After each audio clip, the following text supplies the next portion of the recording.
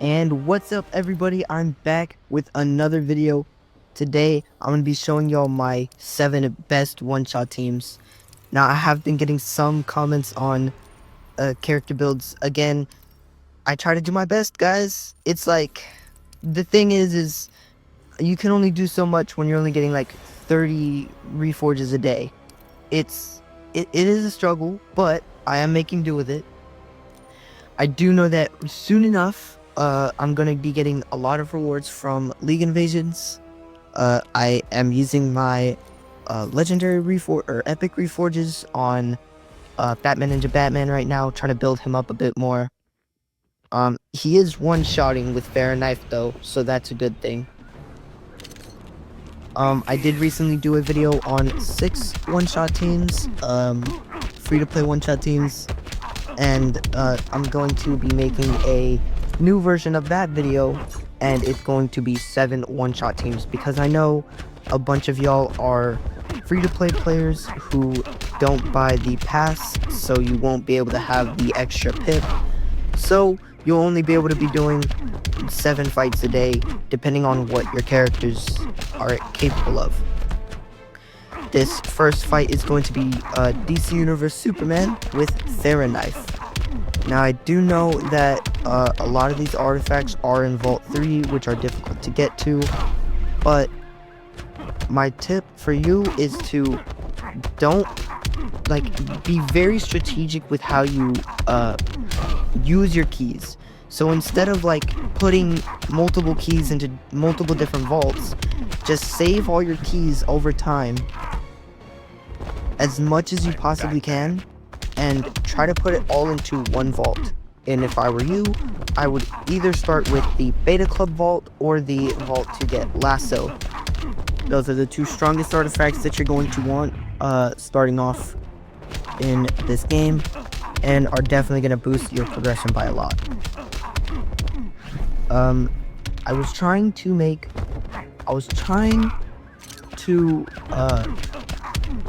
be very sparing with what characters I use with who, because a lot of the other characters that are a lot weaker do need better supports than these a lot stronger, a lot more damage dealing characters like the DC Universe characters,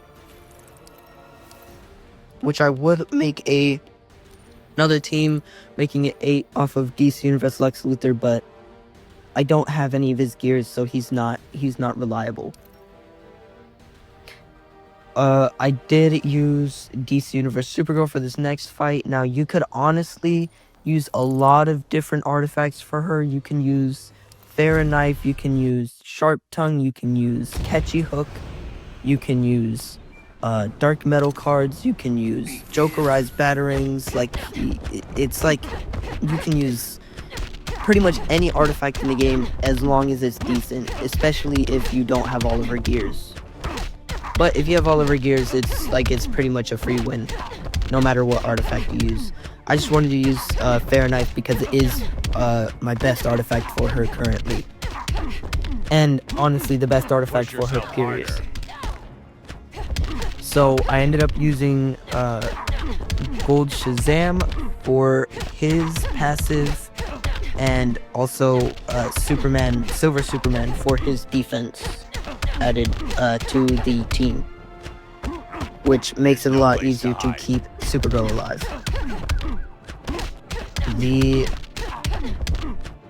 The way that most of these teams are working right now is because of Fair Knife. So if you're wanting to copy these teams, then don't go for Beta Club, go for Fair Knife, or don't go for Fair Knife, go for Beta Club. It doesn't really matter which one you get first, as long as you get either Fair Knife or Beta Club. But I will say Beta Club is easier to use because you don't have to have fast attack chance or fast attack hits on your character for it to be good. And you don't have to be crazy good at combo interrupting. Because with Fair Knife, the only way to use it is to combo interrupt, to be honest with you. Next fight would be Beast Boy with Puppet. Again, Puppet is a Vault 3 artifact, but as long as you put all your keys into said vault, you're going to get that artifact eventually. it should only take about 2 rotations each vault, okay? Like, to be completely honest with you, it really shouldn't take more than 2 rotations of seasons, as long as you're just putting your keys into those vaults. Beast Boy Puppet is one of my strongest teams still. I am planning on building Beast Boy a lot more soon, but to be honest, I don't really need to yet. I'm still just waiting on building my a lot like weaker characters first. Batman was a very like he's a difficult boss to fight if you don't have stun resistance, because he's a stun tagging boss. And this is Dark Knight's Heroic 3, I'm pretty sure. Yeah, Dark Knight's Heroic 3. And I want to finish this raid and then go on to Dawn of Apocalypse to upgrade my Fair Enough. But the basics of what I do is I power generate till I can do his special 1, and then start spamming his special 3. And most of the time I'll wait till I get like his power lock and his blind, and then I'll tag into Manta for lasso. And then if I need it, I'll do his super move to get to 40 combo, and then keep the combo, because that's what happens when you do his super move, is you can keep your combo after doing a special. You're a little fish in my pond. Black Manta is used for the extra like negative effect. It really helps activate Puppet, and it makes it a lot easier to. And also Classic Wonder Woman is obviously for the critical attack damage.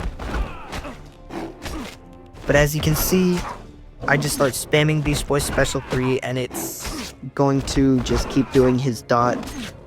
And the way that Beast Boy Special 3 works is he just, the more specials he does, the more damage he's gonna start doing.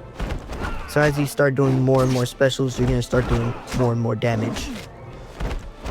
And of course, Puppet helps with that a lot, because it makes it so you can spam without really any problems.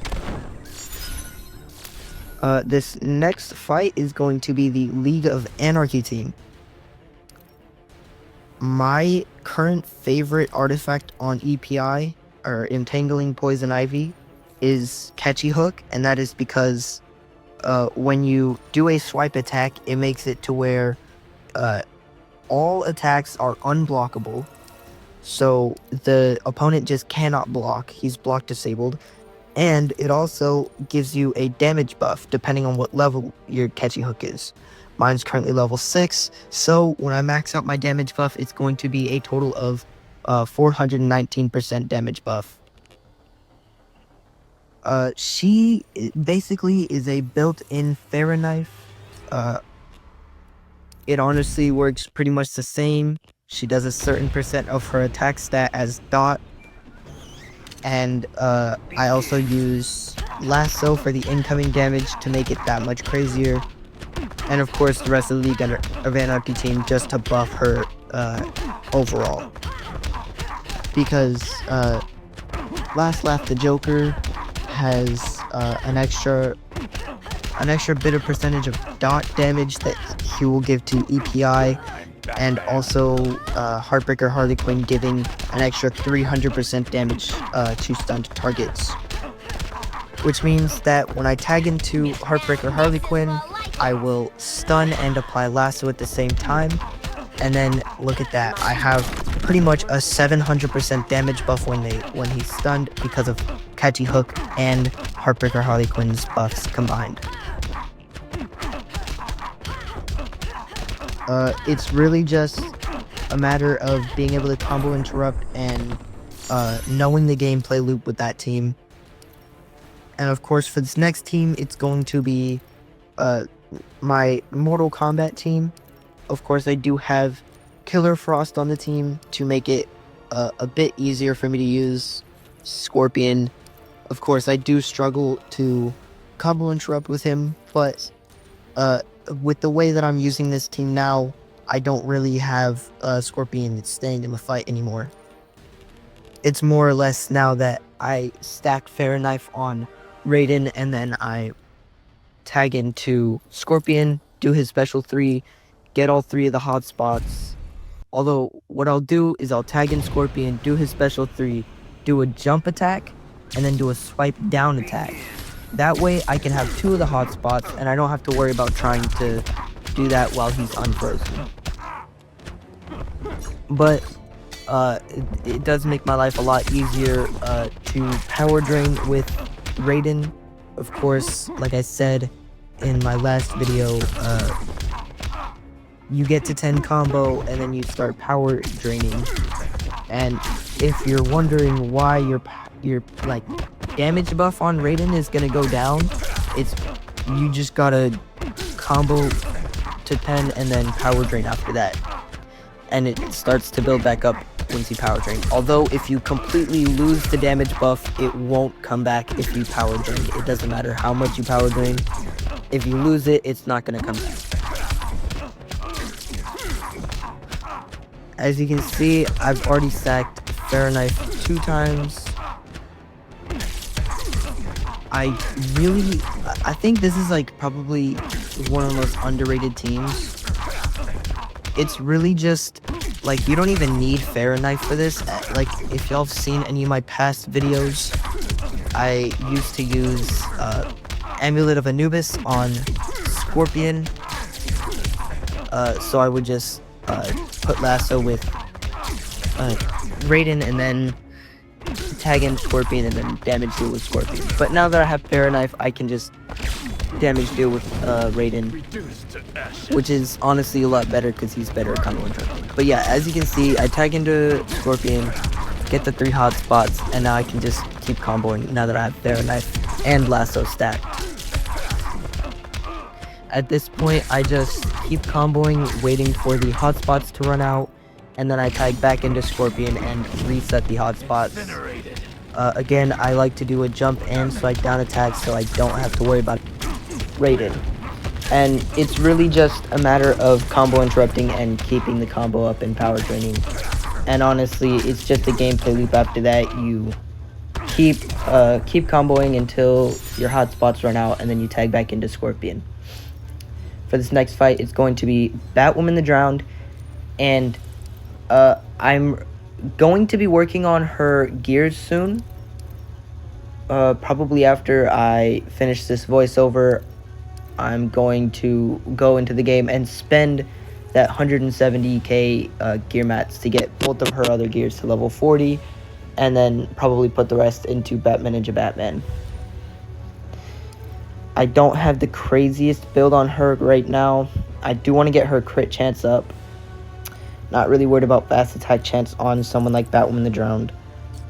But I do have John Stewart Green Lantern for the hazard dot damage, and also Arkham Knight Batman for the stun, because he's special to stuns, so I can just stack Lasso with that. To be honest, with your incoming damage that you stack with specials, the best ways to stack it is to either freeze or stun.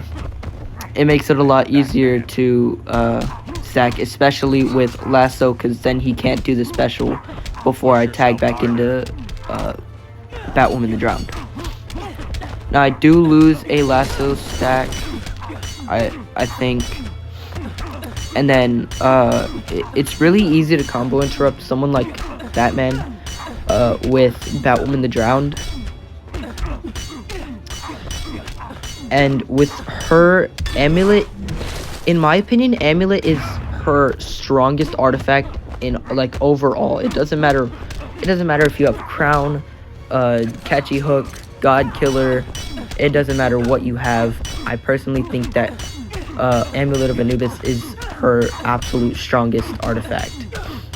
This is because her corrosion water, whatever it's called, is making Amulet blow up by 4 times, plus the added on by Lasso, so it's like 8 times the amount of damage that it should have done is what it's going to be doing. So you're basically going to get your cumulative damage with Amulet, and then blow it up, and it's pretty much going to do 8 times the amount of damage that it was supposed to do originally. I normally go for a few times through with her hazard, and then I blow it up so that I can just get it all over with in one special. And as you can see, I do all of his health in one special. For this last fight, it's going to be my Batman Ninja team.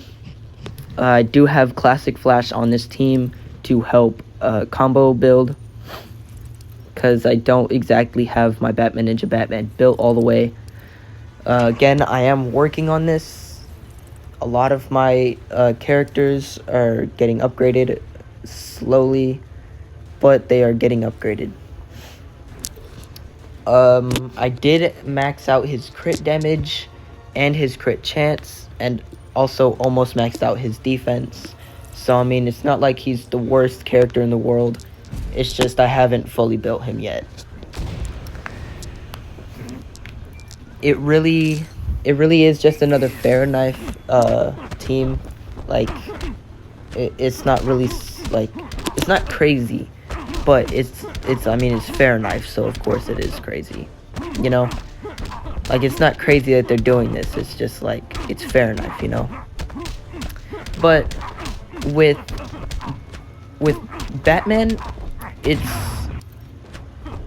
you do have power drain with Batman, and so it is a lot easier to keep your combo, so he's not going to be specialing or doing some shenanigans like that. And you can also keep your power up, and the way I like to use this team is I stack the knife, and then I have lasso on Classic Flash, and then I like to stack it once, and then I do Classic Flash's special 3 to start his damage buff, which goes up to 600%. And the way I keep that up is to use Batman Ninja Batman's power drain. It's pretty much the same thing that Raiden does, but a little bit not as like convenient. I feel like Raiden's is a bit easier to use, although I'm pretty sure you can power drain even if the opponent is blocking. But as you can see, I'm just doing an insane amount of damage with Batman Ninja Batman. Of course, that 500% crit damage is going to be crazy on him. And of course, it's already over.